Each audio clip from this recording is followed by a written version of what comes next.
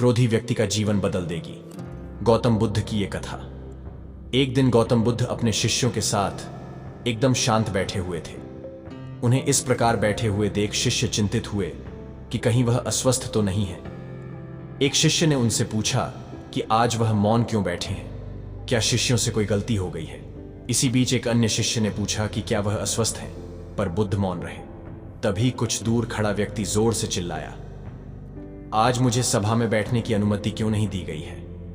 बुद्ध आंखें बंद करके ध्यान मग्न हो गए। वह व्यक्ति फिर से चिल्लाया, मुझे प्रवेश की अनुमति क्यों नहीं मिली। इसी बीच एक उदार शिष्य ने उसका पक्ष लेते हुए कहा कि उसे सभा में आने की अनुमति प्रदान की जाए। बुद्ध ने आंखें खोलीं और बोले, नहीं, वह अछूत है, उसे आज्ञा नहीं दी जा सकती। यह सुनकर शिष्यों को बड़ा आश्चर्य हुआ।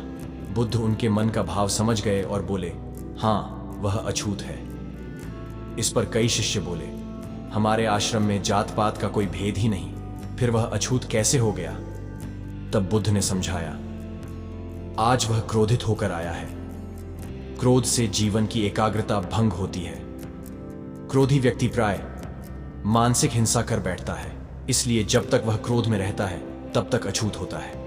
इसलिए उसे कुछ समय एकांत में खड़े रहना चाहिए। क्रोधित शिष्य भी बुद्ध की बातें सुन रहा था। पश्चाताप की अग्नि में तपकर वह समझ चुका था कि अहिंसा ही मनुष्य का महान कर्तव्य व परम धर्म है। वह बुद्ध के चरणों में गिर पड़ा और कभी क्रोध न करने का प्रण लिया। शिक्षा आशय यह है कि क्रोध के कारण व्यक्ति अनर्थ कर बैठता है और पश्चाताप उसे बाद में होता है, जिसका कोई लाभ नहीं मिलता। इसलिए हमें क्रोध नहीं करना चाहिए। असल मायने में क्रोधित व्यक्ति अछूत हो जाता है और उसे अकेला छोड़ देना चाहिए। क्रोध करने से तन, मन और धन तीनों की हानि होती है।